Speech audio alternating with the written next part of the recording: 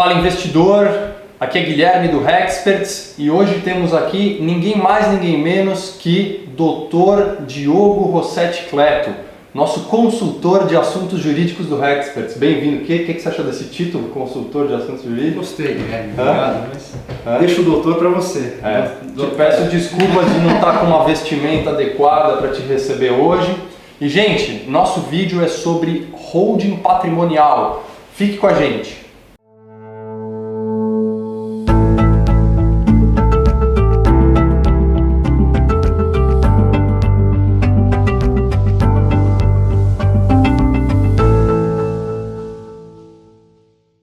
Bem-vindo, investidor, e a gente vai falar sobre holding patrimonial. Diogo, o que é uma holding patrimonial? E Guilherme, a holding patrimonial, muitas vezes ela também chamada de holding familiar, ela é uma empresa constituída com um objetivo de concentrar o patrimônio que foi sendo construído pela família durante toda uma vida para aproveitar dos benefícios de proteção patrimonial, de redução de carga tributária e de planejamento sucessório. Então, assim, se pudermos definir os três maiores objetivos pelos quais as pessoas procuram a construção de uma holding familiar, são esses três pilares que nós podemos chamar. Então, só para ver se eu entendi, é uma empresa a holding patrimonial? Uma limitada, uma SA? Existe alguma regra quanto a isso? Na verdade, ela não é um tipo empresarial, né? Muita gente confunde, mas tem a limitada, a SA, tem outros tipos, mas a holding ela é mais caracterizada pelo seu objetivo.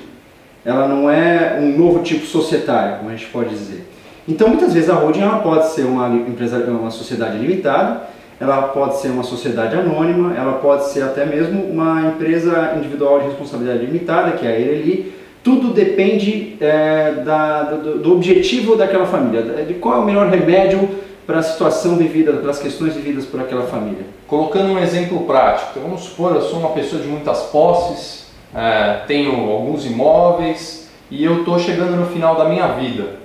E eu resolvo planejar a minha sucessão, deixar isso para os meus filhos, para os meus netos. Eu procuro um advogado para fazer uma holding patrimonial, uma holding familiar. Qual seria a etapa? Assim, como é importante você falar que procurar um advogado, né? Principalmente porque a holding ela demanda um conhecimento multissetorial muito grande. Ela trata basicamente de 6 áreas aí que se pode falar do direito. E fora a contabilidade. Então, além de um profissional gabaritado na área do direito, precisa de um profissional da área da contabilidade. E aí a pessoa interessada, por exemplo, você deu o seu exemplo, você está lá casado, aí a primeira coisa que vai ser olhada vai ser o regime de comunhão de bens que você é casado, mesmo se você não for casado, tiver em uma união estável. O advogado deve analisar isso como primeira das condições necessárias para ser analisada a constituição de uma holding familiar, de um planejamento sucessório. E aí verifica-se se os seus filhos já estão casados, em que regime de comunhão de bens que eles estão casados, os seus netos de repente já têm netos e também, enfim, a flexibilidade que uma holding familiar propicia a quem a procura já é um atrativo por si só. Mas basicamente o que é feito é pegar todos aqueles bens que eu tenho na minha pessoa física, lá no meu imposto de renda, e transferir eles para dentro de uma empresa. Isso é muito importante, porque você pega o que você declara no seu imposto de renda, aliás, toda a sua propriedade é declarada no seu imposto de renda, e faz uma conferência para o capital, conferência para o patrimônio social da empresa. E aí você já aproveita de benefícios, porque dependendo da forma como você fizer essa conferência, você já não paga o imposto de renda sobre o lucro, tá? Porque você não tem ganho econômico, você simplesmente faz uma transferência da pessoa física, Guilherme, para a pessoa jurídica, que é a holding do Guilherme. Então você não tem ganho de capital, já tem um benefício fiscal a partir daí.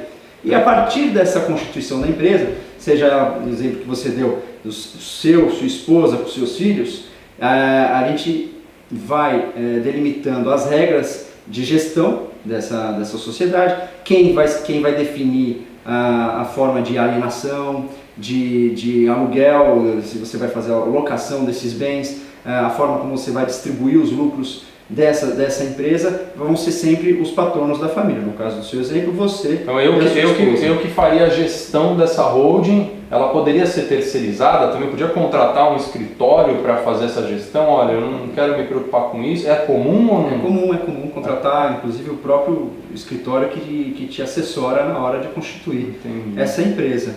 Mas depende do tamanho. Aí sim, posso falar que depende do tamanho do patrimônio, que não é um requisito. Muitas vezes as pessoas procuram para fazer holding de um bem só, mas quando você tem muito patrimônio, se você quer terceirizar, não tem nenhum impedimento. Entendi. Até que você falou de patrimônio, por que elas não são tão comuns, né? A gente, quando fala de holding patrimonial, já pensa que é aquela coisa só para multimilionários. Isso é uma falácia? Como é que é isso? Né? Não, na verdade, a gente vê cada vez mais as pessoas procurando a holding, até a gente usa um termo que fala que é como se fosse um seguro de vida. Os benefícios eles são tão importantes, seja tributário, seja pelo caráter de herança, ou seja a própria proteção ao empresário, nas atividades do empresário, seja empresário, não seja empresário, que você vê cada vez mais na junta comercial as empresas sendo abertas com essa conotação de proteção patrimonial.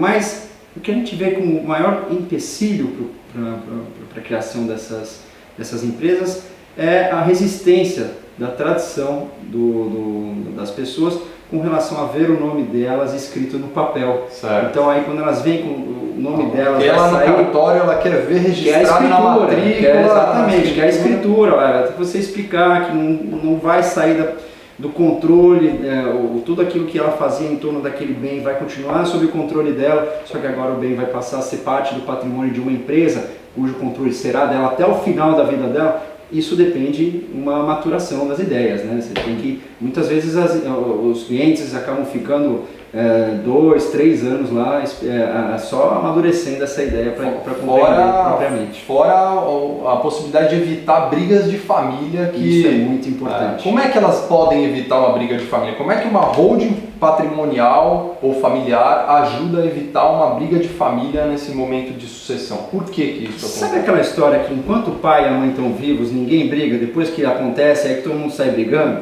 Aquelas rusgas de família que às vezes vêm de berço e não são resolvidas, e na hora de mexer na hora que vem o dinheiro, aí que as famílias acabam sendo separadas. É justamente pelo fato de que dentro de uma holding familiar você já pode definir as regras de sucessão.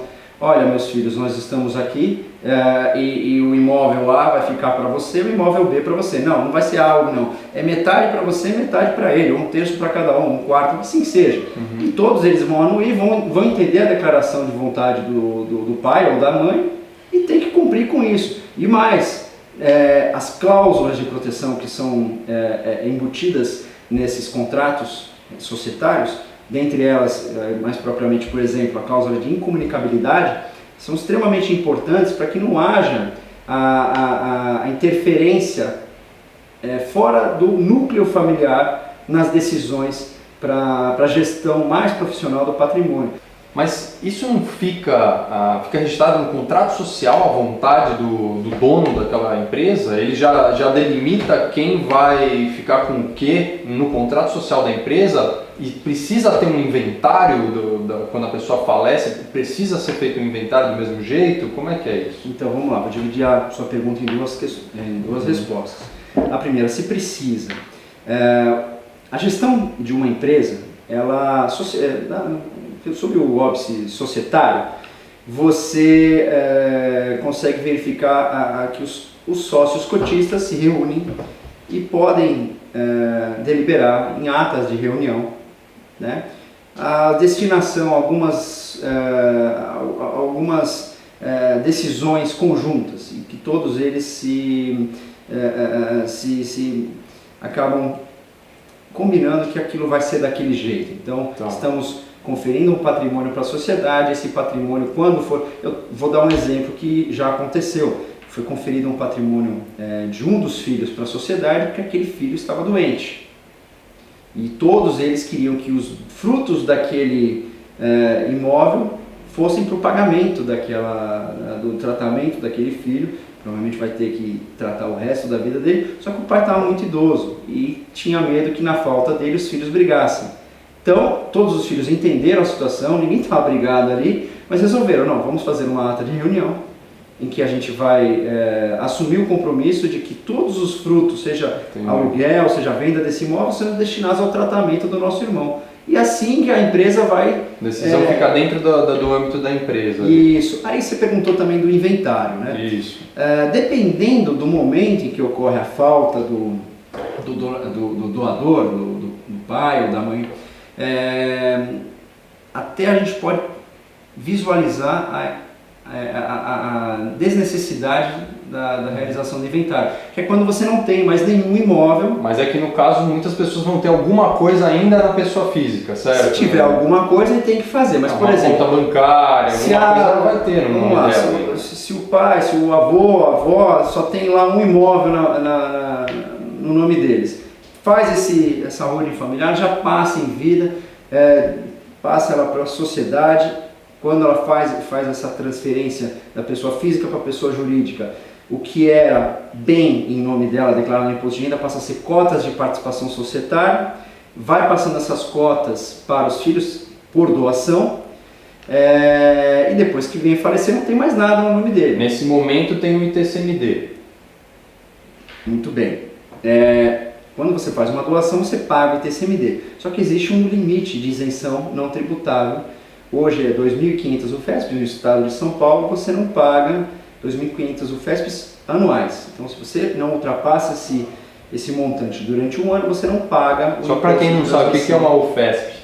Exato. A UFESP é uma unidade vamos dizer, um valor. Uma unidade monetária básica que serve no estado de São Paulo para cálculo de imposto, de taxas. Então, hoje essa UFESP está R$ 25,07, então vamos dizer que de cabeça R$ 62.750.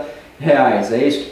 Hoje, em 2017, essa UFESP ela muda todo ano, ela 62.750 é o que uma pessoa pode doar para outra sem ter que pagar o ITCMD. Passou disso, paga o ITCMD, que aqui em São Paulo está na base de 4%. Então um pai poderia ir doando um pouquinho por ano até completar o capital. Exatamente. E além disso seria tudo feito a custo, né? Você não precisa aumentar o valor daquela propriedade. Você pode não há necessidade. Ele pode integralizar na empresa pelo valor que ele pagou. Não há necessidade. Então isso também... Pelo valor que ele declara no imposto de renda. Justamente, porque é aí que vai ser oferida ao ganho de capital. Perfeito. E o valor do imposto de renda normalmente é o valor inicial. Então, exatamente. Então imagina que o patrono tem lá um patrimônio de 1 milhão, ele integraliza esse 1 milhão que deixa de ser uma casa, um apartamento e vira cotas, ele vai doando 60 mil reais para cada filho durante... Em cotas. Em cotas, 60 mil cotas em 60 mil reais, durante os 5, 6, 7 anos, e depois eles passam a ser apenas o usufrutuário daqueles direitos decorrentes do patrimônio que ele doou para os filhos em vida. Mesmo que ele já tenha doado tudo isso, ele pode ser ainda o administrador do patrimônio? Porque, claro que sim, porque a regra aí é diferente. Uma coisa é você ser o cotista, outra coisa é você ser o administrador. E aí a regra da societária permite que você eleja um administrador, não necessariamente precisa ser sócio, então ele já pode ter até saído da empresa e continuar sendo administrador. Ele que pode decidir pela empresa. Mesmo que todos os sócios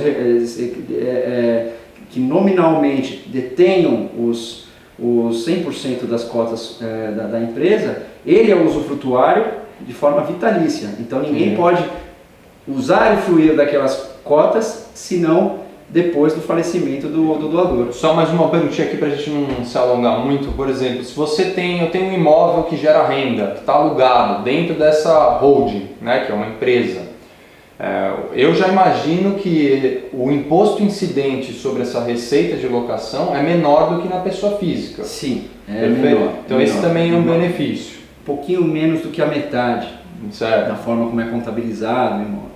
E além disso, a segunda pergunta é, além do imposto ser menor, sobra mais dinheiro para as pessoas, e esse valor que sobrou, ele vai ser distribuído na mesmo percentual das cotas ou não? Ele pode ser distribuído da forma que o patriarca decidir? Tudo depende da forma como a empresa tiver definido essa regra societária. Ou seja, é uma opção de uma quem opção quiser. do patriarca. Então, gente, o que eu quero que vocês entendam é que a gente discutiu aqui diversos benefícios de uma holding patrimonial ou holding familiar. É uma forma de proteger seu patrimônio, de pagar menos tributo, de evitar brigas de sucessão. E é muito interessante que as pessoas aqui no Brasil se acostumem com essa possibilidade e conheçam mais sobre o produto. Tá? Se você tiver mais alguma dúvida sobre esse assunto, escreva aqui nos nossos comentários que a gente vai responder todos eles. E também a gente vai deixar o contato do Dr. Diogo, que é o nosso consultor de assuntos jurídicos. Beleza, gente? Até a próxima. Obrigado, Diogo. Obrigado, Guilherme. Até a próxima.